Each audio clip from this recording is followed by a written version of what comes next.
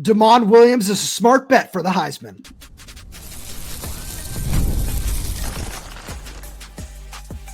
You are Locked On Huskies, your daily podcast on the Washington Huskies, part of the Locked On Podcast Network, your team every day.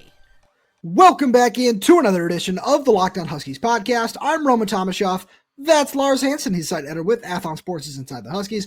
I'm the site editor with Huskies Wire. Thanks for making this your first watch or first listen of the days. We are part of the Locked On Podcast Network, your team every day. And today's episode is brought to you by Game Time. Download the Game Time app, create an account, and use code LOCKDOWNCollege for $20 off your first purchase. Lars, we got a really fun show coming on at all the Everydayers Day. We're going to talk some recruiting 2026, a couple of guys that you and I are really high on that we think, might join the class, whatever, just prospects that Washington has offered, is in on, that we really enjoy.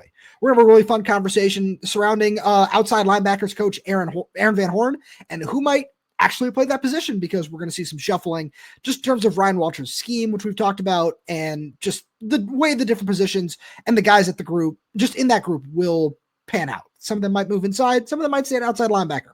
We'll get there. But Lars, let's be very, very clear about one thing. We are not saying right now that Damon Williams is going to win the Heisman. We're not saying that. So if we see that in the comments, we know you didn't get to this point in the show. But Damon Williams at 95-1, courtesy of our good friends over on FanDuel, might be the smartest bet in the country for the Heisman Trophy. It's the same thing we were saying about Michael Penix in 2022, where it was kind of going to be a hard, because it was a late case, right? That's when the case, and everybody's saying, hey, this isn't really going to be a thing. And in Mike's defense in that, he didn't have a running start. Damon's got the running start. And I think that's why I keep going back to the DJ Lagway comparison, where if you look at the two situations, like, who do you trust? Like, if you're a betting man right now, as much as you and I both love our bold predictions and bets, one of these days we got to go down to the EQC or something and just do a live show from there. Like, hey, by the way, all those parlays we said, we're now going to try them real quick. We're locking in. Exactly. But with that being said, you're looking at it and thinking, okay, Jedd knows exactly how to use Damon. It's what he was the prize. He was the kid that came with him, but you had to have a bridge, and that's what Will was. But I think the way that Jedd executed it was so flawlessly, to the point where we can't look at Damon next season and say, oh, well, he hasn't necessarily been truly tested. I don't think there's a three bigger test that you could have as a freshman quarterback than at Penn State, finishing the second half, basically being the guy in the second half trying to lead a comeback, and almost actually in a way, aside from 3 or 4 passes and play calls, they could have had 14 instead of 6. And that looks a lot different, 35-14, 35-21, than it does 35-3. And a lot of that wasn't on Damon. And then you fast forward to the Oregon game, which was, oh my God, that wasn't on Damon. The fact that there weren't more sacks, I think, is actually a testament to Damon. And then you look at the Louisville game, where he showed you, but I remember Jedd saying going into the lead up to the game, we are going to use this film to go into the offseason and say, what can we do in 25? That film basically said everything is on the table. And so for that reason, you look at the dynamic ability with his legs, you look at how well he is with the D-ball, and you look at the, the argument maybe where he'll lead the Big Ten in total yards. You look at it, I think Noah Fafita was around 3,600, which is around 5 or 6 in the Pac-12 at that time. Damon is better, I feel like. And, especially with Jedd and just how confident is going into his true sophomore season, he has that high-end potential. Now, a lot of it depends on the offensive line, receivers, and connection. But I think Damon seemed to just find guys way more than Will did. And I don't think that's a shot at Will. I just think it's just the difference in quarterback. So that's the biggest thing, is it is the difference in quarterback, where I was trying to look at no feet stats, but I'll do that in a couple of minutes, where it is the difference in quarterback. And it's not just that, it's what Damon himself brings to the table, where it is the dynamic ability with his legs, its ability to make every throw to every single level of the field, where, all due respect to Will, he didn't, especially with all the pressure that he was facing, he was not able to stand in there and deliver the ball downfield as often and accurately as he might have liked to. So there were certainly some shortcomings in that regard, which is something we have seen from Damon, that he has no problem making those throws under pressure. He's got the athleticism to escape and make throws on the run, which is something that Will really did struggle with last season. And the more you look at all this, just bring it back to this main point here of why it's a smart bet for the Heisman, where let's say this team does take a leap, right? Let's say instead of sitting at 6-6 at the end of the regular season, they're sitting at, let's just call it 9-3. Let's not even say 10-2, 11-1, go crazy. Let's just say 9-3, where right now they are facing three top 10 opponents in terms of on threes way too early rankings. I'm just saying that to put it out there. Illinois, Ohio State, and Oregon. They're all coming to Washington at some point next season. But I say that where, let's say he wins one of those games, wins every other game that you're supposed to. Maybe they lose at Michigan or at Wisconsin, whatever it might be. And he just shows that he took a huge step forward, and he is this dynamic dual threat quarterback, where I'm not going to make any sort of insane comparisons to guys in the NFL because that's not fair. But we say this to say, all right, if the numbers are there, if you're able to find a way to utilize him to the best of his ability, where one thing that I think is going to play really, really well into this is the tandem of running backs he's going to have alongside him in Jonah Coleman and Adam Muhammad. We're having guys like that to help him run the read option, where it's not, oh, we know Damond is going to pull this every single time. We're having two guys like that who can rip off a big chunky yardage on any given play. That is going to help this so much, because we saw, like, the best example I can give in this regard is Jaden Daniels, just in terms of that's the most recent, dual threat quarterback to win the Heisman, different things like that. But we saw what it takes in terms of rushing for him to do that over the rightful winner that year, Michael Penix Jr. That's why I brought up that example. And I just think that's not the bar, because it varies by year, it varies by the play around him. But I look around the country and I don't see anybody that truly stands out and wows me in terms of it should be that guy. It should be that guy in Heisman odds, anything like that. So why not go with somebody who is a massive underdog in this case, who has the skill set, who has the coaching staff around him. And Lars, I feel like this is the best way to lead into this. It feels like Jedd is going to be calling plays very differently in 2025. I'm 100% on board with that. And so, as you were saying, making all those good points, it made me realize what's going to happen on September 27th, 2025. Lincoln Kindholz, one-time Washington quarterback. I'm going to tie this all together here. One-time Washington quarterback commit is going to be probably Ohio State's quarterback unless they get a guy in the transfer portal. It just seems like, Aaron Nolan already left or something like that. We'll see if Julian Sayin wins that job, but yeah. But my point is, it fits the narrative better. We're about agendas and narratives. Fair. So Lincoln Kindholz leads it in. Here's the thing. What two teams in the Big Ten this season had two receivers in the top 10 in touchdowns in the conference? Ohio State and Washington. Bingo. So now you look at next season, one guy who is a odds-on favorite to be in the Heisman conversation is Ohio State's Jeremiah Smith. There's no simping there. There's just a fact of the matter. Like, he's going to be in that conversation. He's that good. But are you taking Damon and Denzel or Lincoln/Sayin and Jeremiah Smith?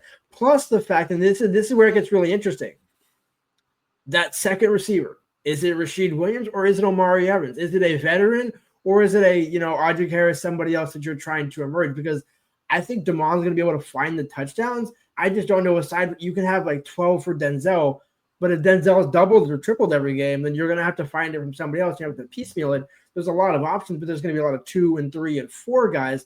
Not necessarily what it was this season where Denzel has, I think, 9 or 10, and Giles had 7. 9, yeah. And so Giles had 7, which was tied for number 10 in the Big Ten. So there's a few others in that conversation. But it's Washington and Ohio State. So that game, and again, I'm not trying to make early predictions here, but like it does feel a little bit similar to Michigan this year, where it's Michigan defending national champions, but it's not the same Michigan State team. Jeremiah Smith is still on the team. Don't get me wrong. But it's not, Justin Fields and the big, the Ohio States of this year with like, hey, and Mecca and everybody, JT and Jack Sawyer and all those guys came back. It's like, if Damon can end up being the better quarterback that afternoon, that's what I'm saying. Like, you have all the pieces around him to make it happen. Lars, I get what you're saying there. And it is kind of, that's the other reason I think you bring that up is it's the first big litmus test for him. You look at the non-conference play and then all of a sudden it's, Ohio State's coming to town. That's going to be a lot of fun. And I'm really excited to see what that's going to be, but yeah, just something to consider. Again, 95-1 odds. I want to wrap it up by saying that 95-1 odds. We're not saying this is the, bona fide, he's going to do it, but might want to do that. A lot like with our bold predictions. If it pays off, great. If not, maybe don't buy a coffee tomorrow morning. That's about it. But Lars, one of the biggest questions here, who's going to play outside linebacker for this team? which we'll get to right after a message from our friends over at Talkspace. Therapy is a game changer. It can help manage stress, improve sleep, and communicate more effectively. But finding the right therapist and fitting sessions into a busy schedule can be a challenge. That's where Talkspace comes in. Talkspace, the leading virtual therapy provider, makes getting the help you need easy, accessible, and affordable. With Talkspace, signing up is simple. You can match the licensed therapist who fits your needs, usually within 48 hours, and it's convenient. You can have sessions from the comfort of your home and even message your therapist between appointments. Plus, Talkspace is covered by many insurance plans, and for most insured members, there's a $0 copay. It's never been easier to prioritize mental health. As a listener of this podcast, you'll get $80 off your first month with Talkspace when you go to Talkspace.com/LockedOnCollege and our promo code SPACE80 to match the licensed therapist today. Go to Talkspace.com/LockedOnCollege and enter promo code SPACE80 to get $80 off your first month and show your support for the show. That's Talkspace.com/LockedOnCollege, promo code SPACE80. So Lars, let's dive into this roster, where I think this is going to be a really fun conversation to have because there's a lot of very intriguing body types on this roster. At last year it was listed as edge. This year we're going to see it change back to outside linebacker. And I look at, there are a couple of really obvious ones who I think we should start with these guys, where the a little bit lighter, certainly going to thrive in a stand-up role. And that's Isaiah Ward and Russell Davis, where I think that was the one interesting thing about Steve Belichick's defense was Jedd Fisch brought those guys with him from Arizona before hiring Steve. And Steve, who likes playing with, hand in the dirt edge rushers most of the time, they never felt like they were the perfect fit for that system. And with Ryan Walters, who is going to utilize a bare front with 3 down interior linemen and 2 stand-up outside linebackers most of the time, I think that they're going to fit that a little bit better. I'm just curious to see how it's going to work out.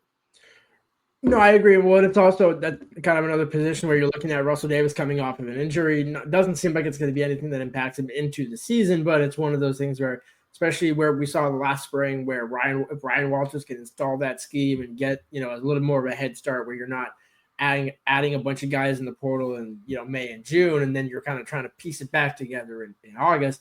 That I think I'm not saying, because again the defense looked pretty good in the non-conference, but the material scrambles and certain absurdities, that resulted in it being a 2-1 slate instead of a 3-0 slate.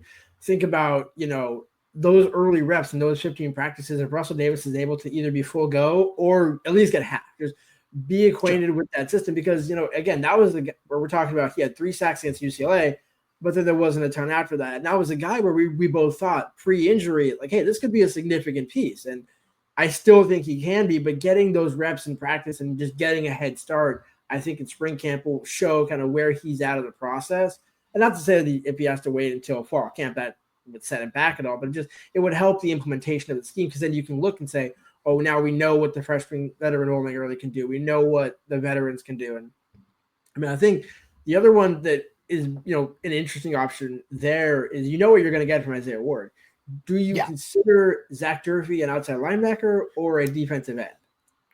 Well, so actually, that's kind of what this segment was inspired by. Where shout out to one of our everydayers who dropped in the comments a few days ago and said Zach Durfee as a stand-up edge rusher would be a really fun, just exciting thing to think about. Where actually, if you go look on the roster right now, Russell Davis is listed as a defensive lineman. I feel like that's going to change, where they still have a whole bunch of guys listed as edge rushers, with Zach Durfee being one of them.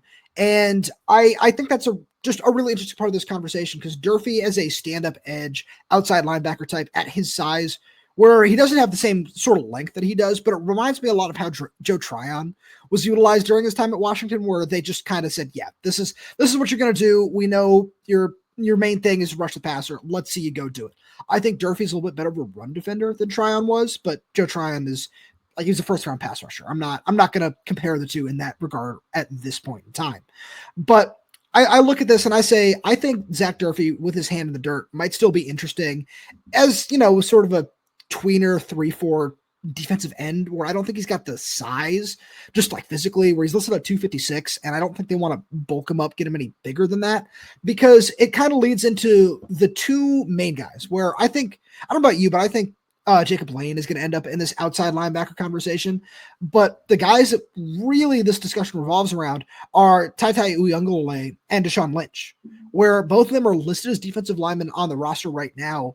I'd like to see both of them stay at that position, but I have a feeling that one of the 2 of them is going to end up as an outside linebacker. I will defer to you before I go into who I think that's going to be. But yeah.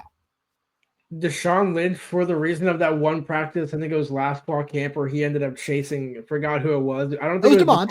It wasn't DeMond, because I was going to say, like, it was DeMond. The point being, whether it was DeMond or Will, it was just, you see this ball just zooming like Dash and the Incredibles. And moves, man. And that's what I'm saying. And it's like, I would love to see him inside, and I can certainly understand as a bigger defensive end, but it's almost like, let him just stand up and turn loose and see what happens. Because I think he also can play the run equally as well in that respect. So that's why you can put him in that position and say, look, at worst, he's a good run defender who maybe doesn't get as well up to the passer, but I think he's going to surprise some people. So that's one of the reasons I went with Deshaun Lynch. It is the athleticism. It is the different things that he was able to do, where it felt like he was one of the guys that took a backseat in the rotation in 2024, where you referenced that play. That was just, he showed off his spectacular athleticism, which is one of the reasons you bring a guy like that in. And when I watch him, I look at him, he played that role at Sacramento State, where he did play a little bit more of that stand-up outside linebacker sort of role. So I'd be curious to see if they want to move him back to that. But at 6'5", 290, if you want to keep him inside, I get it. That's fine. There's no argument there. But we have to talk about both guys in this regard.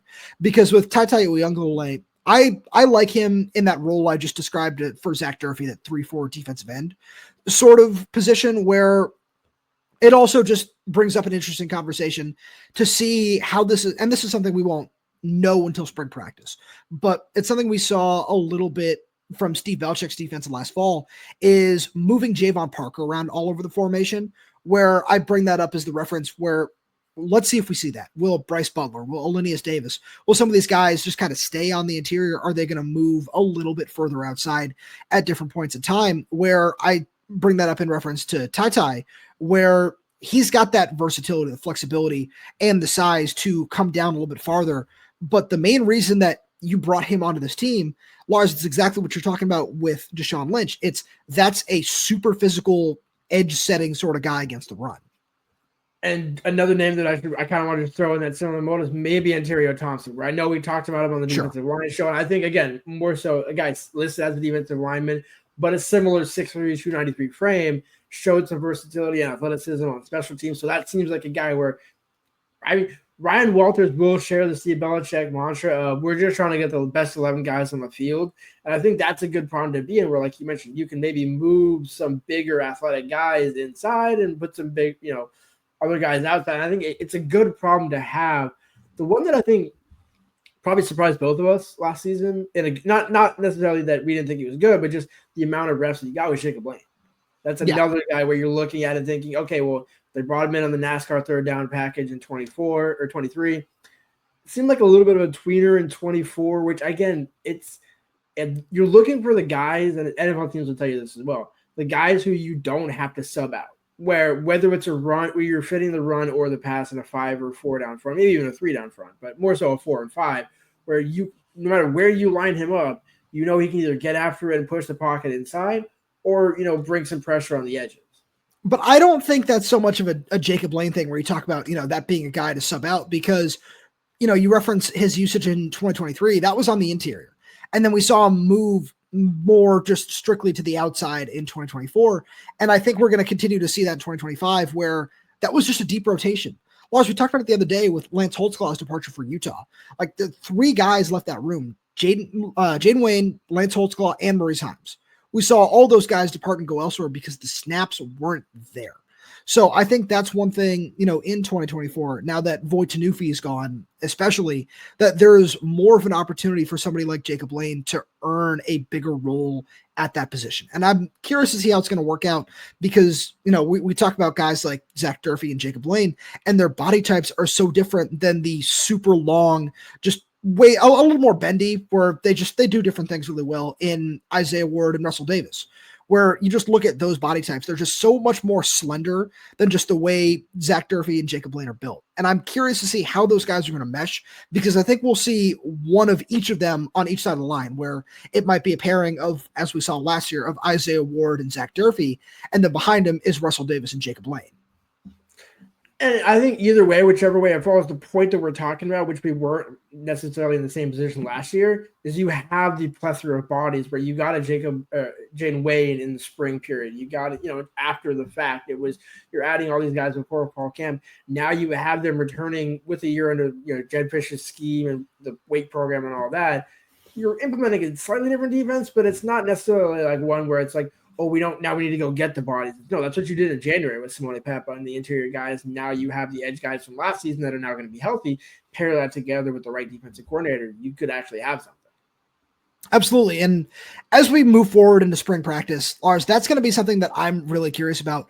But I've got to get into probably my favorite defensive lineman to talk about in this 2026 class.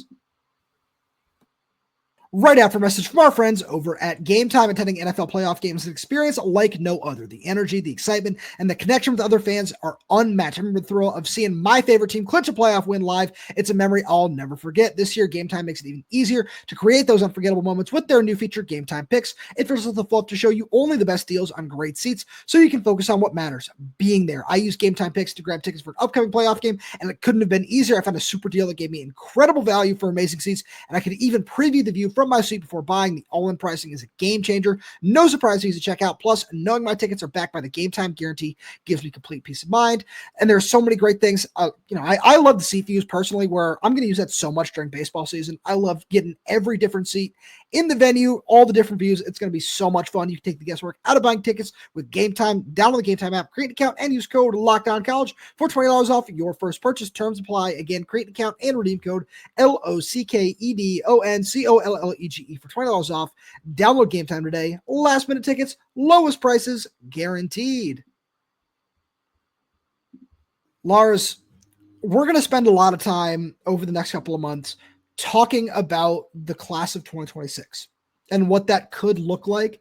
And personally, I think that there are a few more exciting prospects to watch. I couldn't think of many names that are higher on my list right now than Colorado defensive lineman TI Uma-Cais, who Washington offered. I believe Ryan Walters offered him a week and a half ago or so.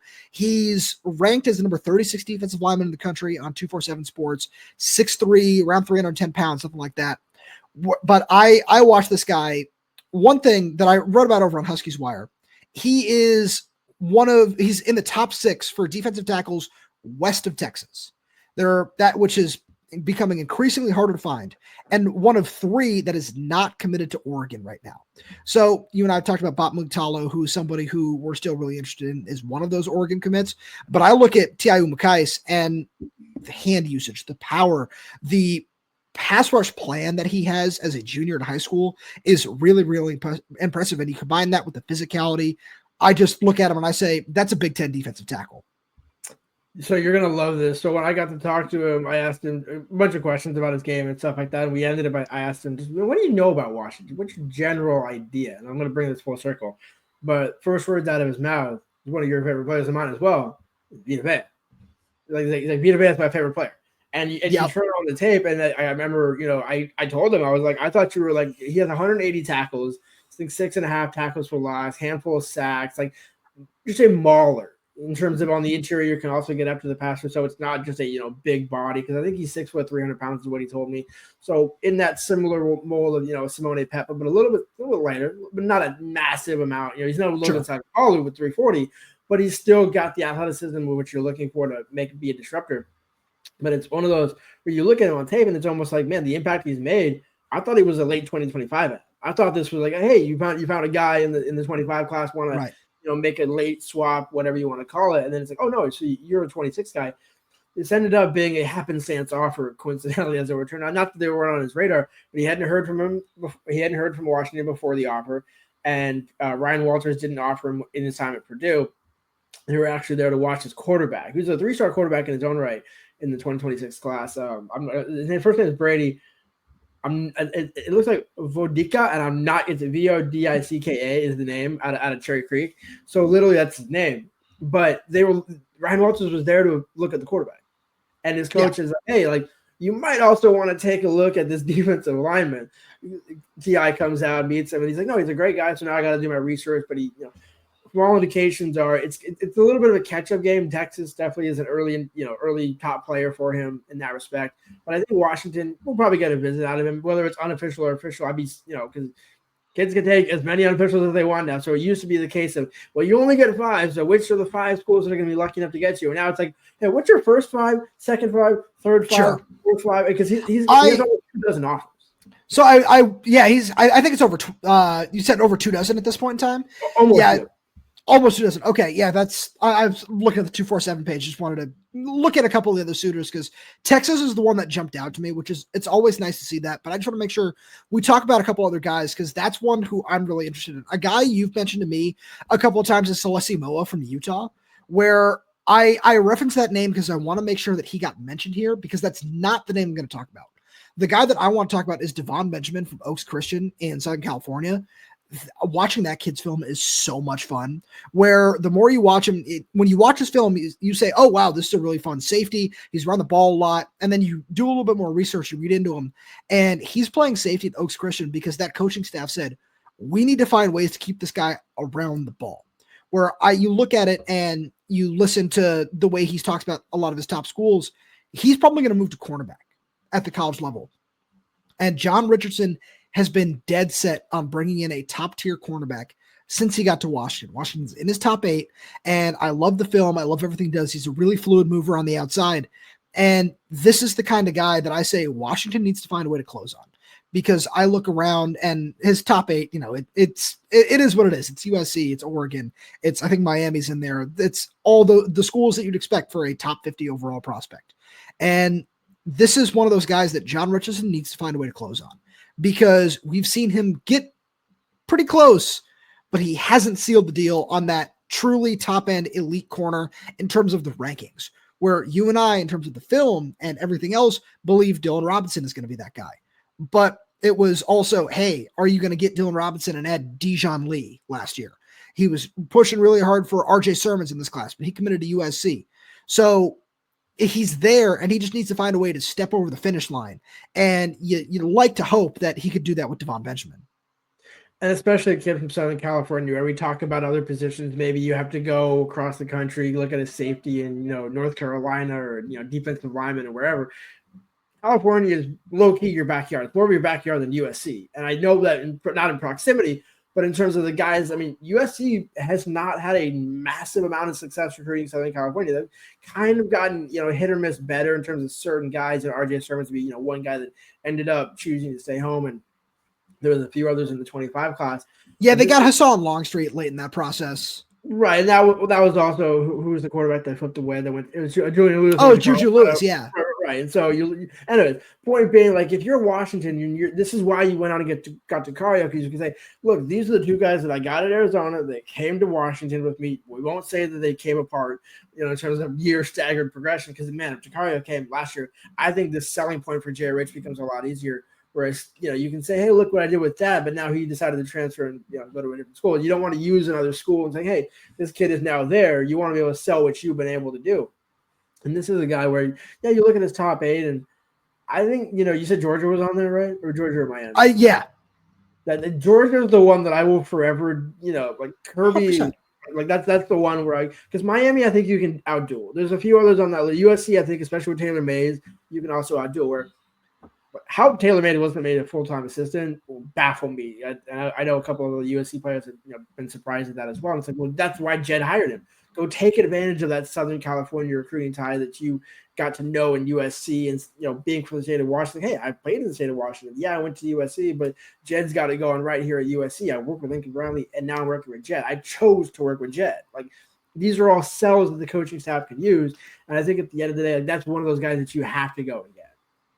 So I want to bring up another guy in that same mold where the star ranking is not there, but he's rising really, really quickly. And it's somebody that, Lars, we record this on Wednesday. They offered him last night on Tuesday. And that's Tucker Smith, an offensive lineman from Sandra Day O'Connor High School, shout out Brandon Trice, in Phoenix, Arizona. And I bring his name up because watching Washington go around and find offensive linemen, I like Brennan Carroll's scouting process. I think he's done a really good job of going and finding offensive linemen. We saw that work really well for him at Arizona, bringing in Jonas Avaina, bringing in Jordan Morgan. I believe Jordan Morgan might have already been there, but still, the development certainly counts on that front. But we look at this class, like the 2025 class, and we've seen some really talented offensive linemen come in, whether it be John Mills, Chantel Lele. We like the guys in that class. And then you look at 2026 and having Easton Taffa committed, it's a big physical mover kind of guy. And that's what Tucker Smith is. My favorite thing when I watch his film, where, first of all, he played all other 4 positions outside of center on their offensive line. So really interesting. I love the film because he fights through the second level very quickly and very easily. He gets up to the linebacker in a flash. Sometimes he's throwing off defensive ends or interior guys on his way to get there. But I just love seeing that from an offensive lineman's film at 6'5", 280. He's somebody who I think could play tackle at the next level, but he fits this, tweener where, not in terms of size, where the size will be fine, but tweener in terms of, hey, if he comes in and plays guard, fine. If he comes in and plays tackle, fine. It's just a guy who you want to get in the room because of the knowledge of all the positions already. Yeah, and that seems to be one thing that Brendan really identifies, because Jake Flores is in that similar mold. I'm sure Champ can play a couple different positions. And you just want guys, honestly, similar with Scott Huff back in the day, where it's like, hey, he would bring you in as a center and he would try you and tackle just so that, you know what, just if we have 5 offensive linemen at one day practice, I need you to be able to take a rep there and know you've at least done it a couple of times before. And I think, look, that's another area where you think about the offensive lineman, the evaluation in the state of Arizona, where you look and say, yeah, no ranking on 247 right now. I'm not worried about it because of the state it's in. Now, if you say, oh, they offered a no rank guy in Connecticut, it's like, okay, why? Like, what's the point? Sure. What? No offense to the state of Connecticut, that happens to be the case. But, no, that's okay. Somebody who lived in the Northeast, insulting Connecticut's fine. Okay, cool. But you just look at Arizona, and it's a good hotbed for talent. The talent comes out of that state, but it's just a matter of, okay, like, talent comes out of the state of Washington too, but sometimes a 3-star doesn't necessarily pan out. Sometimes a 3-star turns into, Jared Hilbers and Trey Adams, where it's like, hey, the guy actually were a multi-year starter. I know Trey was a borderline 4 on some networks, but my point for this narrative, if he's a 3-star coming in being a multi-year starter, that's what you're looking for. And the rankings at the end of the day don't matter. Yes, Jedd says, hey, we want to have the highest ever in the University of Washington. But if you have a top 25 class or even a top 30 class, but you win a national championship, no one will care. Now, the odds of doing that are really hard to do because, certain people are like, hey, you got to be in that top 10, top 15, and then the stats bear that out. So if Jedd can get him in that top 10, where they're in 15 right now, 20 to 15. 15 to 20, yeah. If you can get into that top 12, which is what we're driving at here, 12, that's all you're looking for. And so they're right there on the cusp, but getting guys like this on a year in, year out basis is what's going to make that happen. Lars, as always, thank you so much for being here. Thanks all every day for tuning in. We really do appreciate your support. We got so much more fun stuff coming for you throughout the offseason. So please make sure you subscribe wherever you get your podcast, whether that's YouTube, Spotify, Apple Music, Games on Music. We're there. We're everywhere. We're updating the channel, new content every single day. So make sure you click that like button, click that little bell so you don't miss when we post new video. If you have any questions, comments, concerns, drop them right down below in the comment section. And if you're audio only, please, if it's 5-star review, as it does help us out a lot. Thank you so much for tuning in, and we'll talk to you on Friday.